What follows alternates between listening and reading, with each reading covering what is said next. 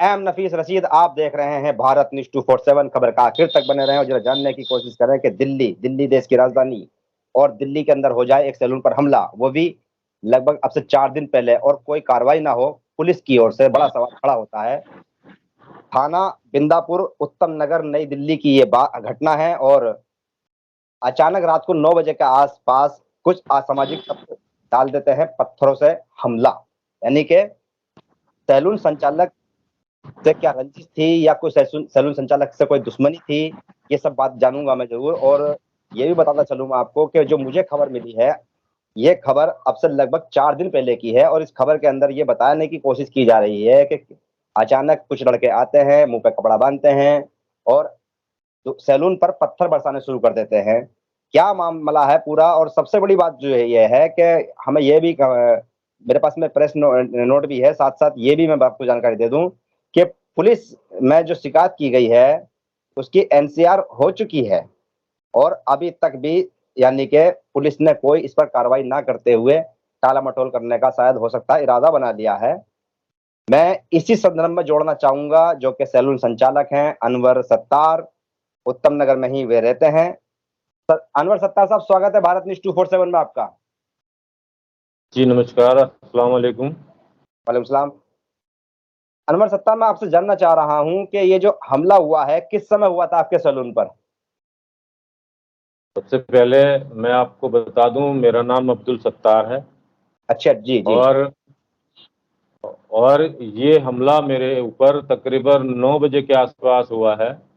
27 तारीख और 6ठा महीना और 2022 का ये मामला है। यानी कि आज 5वां दिन हो गया है, 4 दिन बीत चुके हैं इसको। 4 दिन बीत और हैं।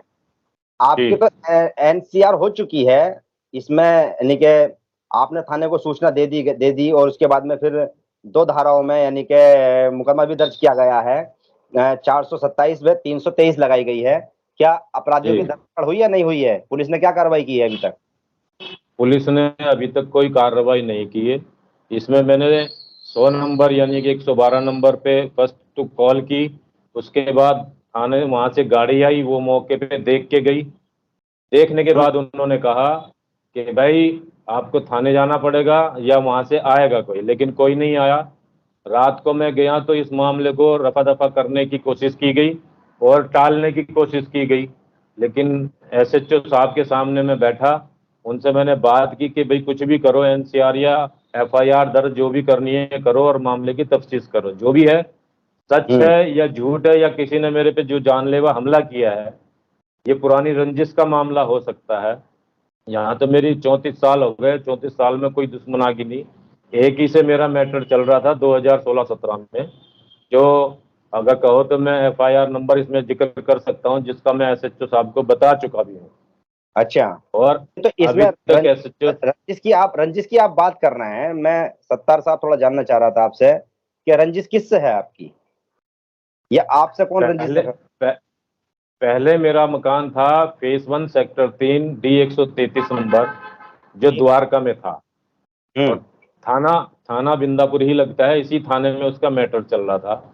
हमारे घर हाँ। के सामने एक परिवार था जो सोमदत्त विक्की नाम का लड़का था, उसकी नज़र घर के ऊपर बुरी रहती थी। वो अच्छा। उसने कई कई तरह की हरकत की। उस केस को भी रफा दफा करने की बहुत कोशिश की गई। उसको कई धाराओं में अरेस्ट किया गया था। बाद में बेल हम्म। मिल गई। बेल मिलने के बाद वो केस चलता रहा और उसको बरी कर दिया। हम्म। हमने ये सोच के कि भाई चलो जो हो गया हो गया, वहां से मकान बेच के हम दूसरी जगह रहने लगे। हम्म। तकरीबन 1.5 साल हो गया कि पिछले साल मार्च में मैंने वहां से मकान बेच के और शिफ्ट हो गया दूसरी जगह। लेकिन हम्म। वो वहां भी अपनी हरकतों से बाज नहीं आया, आना जाना करता रहा। उसके अलावा दुकान मैंने यहाँ शिव मंदिर मटियाला गांव में शिव हम्म। मंदिर के सामने दुकान ले ली और 1.5 साल से मेरी दुकान यहाँ थी और अभी हम्म। भी है। तो यहाँ जो 27 तारीख को रात को प्लानिंग करके मेरे पे हमला किया गया, ये हमला जानलेवा भी हो सकता था, ये हमला हम्म। मुझे डराने का भी हो सकता है। लेकिन जैसा मुझे लग रहा है, क्योंकि अब धीरे धीरे सोच रहा हूँ तो पता चल रहा है कि ये हमला मेरे ऊपर जानलेवा हमला था। क्योंकि ईंट से जो वार किया गया वो गेट में पूरी ताकत से मारा, जो कि पूरी धम करके आवाज की। और हाँ। बम जैसे फटता है, धूल धूल धूल सी हो गई दुकान के अंदर। अच्छा, इससे उसके पहले बाद भी एक के बाद एक कभी हमला हुआ है आपकी दुकान पर? दुकान पे हमला नहीं हुआ, लेकिन निकलते बढ़ते वैसे मेरे पे मतलब जैसे गाड़ी से टक्कर मार देनी, इस तरह की कई हरकतें हुई है जिसकी मैंने कंप्लेंट की है, लेकिन कोई कार्रवाई नहीं हुई है उस पर भी। अच्छा, यानी कि तो आपको ये कैसे शक हो रहा है या कोई यकीन है, क्योंकि कोई फुटेज वगैरह आपके पास है क्या? हाँ बिल्कुल, मेरे पास फुटेज है, क्योंकि मैंने पुलिस को इन्फॉर्म करने के बाद में थाने से जब मैं आया तो 1 बजे तक मेरी कोई एफआईआर इन्होंने नोट एनसीआर रात के 1 बजे तक नहीं की थी। जी। मैं बैठा रहा एसएचओ के सामने कि एसएचओ साहब, एनसीआर एफआईआर जो भी आपको लगता है वो मुझे करके दो, और जो आप पे लीगल एक्शन बनता है, जो कार्रवाई होती है वो आप कार्रवाई करें, जो सपोर्ट होगी मैं करूंगा। तो फिर मैंने आके सीसीटीवी कैमरे खंगालने शुरू करे अपने आस पास के। उसमें जो लड़के थे वो स्कूटी और बाइक पे आए, और आके उन्होंने प्लानिंग करी, अपना मुंह ढका, इकट्ठे हुए, फिर आगे ले जाके चौपाल के पास उन्होंने गाड़ियां अपने लगा दी, इकट्ठी कर दी।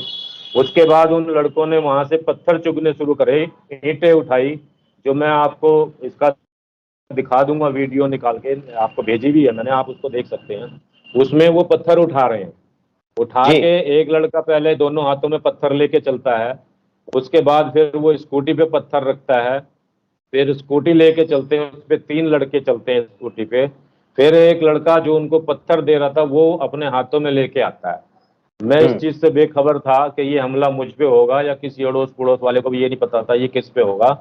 वो लड़के मेरी दुकान के सामने जो मंदिर है, मंदिर हम्म। के आसपास मंडराते रहे, घूमते रहे, और जैसे ही उन्हें मौका मिला या उन्हें भागने का मौका मिला, जैसे ही उन्हें लगा कि हम अब भाग सकते हैं, उन्होंने एक के बाद एक ताबड़तोड़ पत्थरों से वार किया।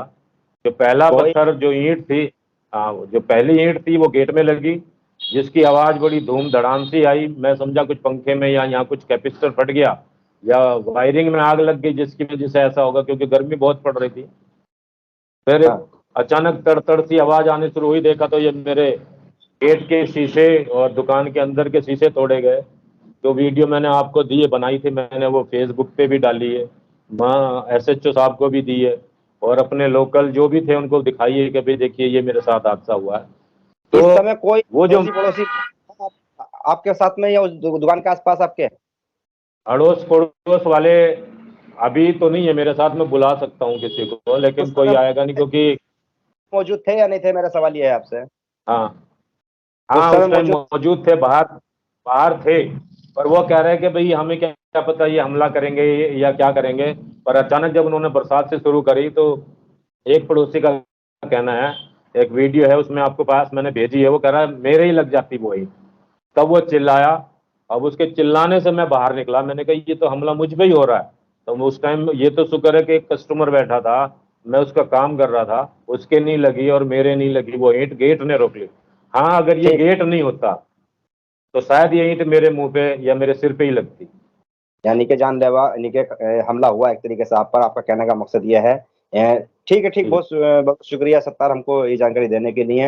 ये थे सत्तार, अब्दुल सत्तार, जो कि थाना बिंदापुर से जानकारी दे रहे थे, खुद ऊपर हमले होने की जो पूरी कहानी है वो बता रहे थे, और ये भी शिकायत करते हुए जिक्र कर रहे हैं कि पुलिस ने अब तक, यानी कि 5 दिन, 5वां दिन होने के बावजूद भी अब तक कोई कार्रवाई नहीं की, किसी तरह का इनको आश्वासन पुलिस की ओर से नहीं मिला, और ना ये खोज की जा रही है कि वे हमला करने वाले थे कौन। अगर कोई बड़ी घटना घट जाती तो कौन जिम्मेदार होता, इसका जवाब कौन देता। ये अपने आप में एक बड़ी विचलित घटना है कि दिल्ली जैसे शहर के अंदर, वो भी देश की राजधानी के अंदर, जहाँ इतनी मुस्तैद पुलिस रहती है, जहाँ लिखा होता है हर बोर्ड पर कि यानी कि सदैव दिल्ली पुलिस आपके साथ, पर वहाँ ऐसा होता है कि 4 से 5 दिन बीतने के बाद में भी कोई कार्रवाई होती नजर नहीं आती है। बड़ा सवाल बनता है। मैं एम नफीस रशीद, आप देख रहे थे भारत न्यूज 247।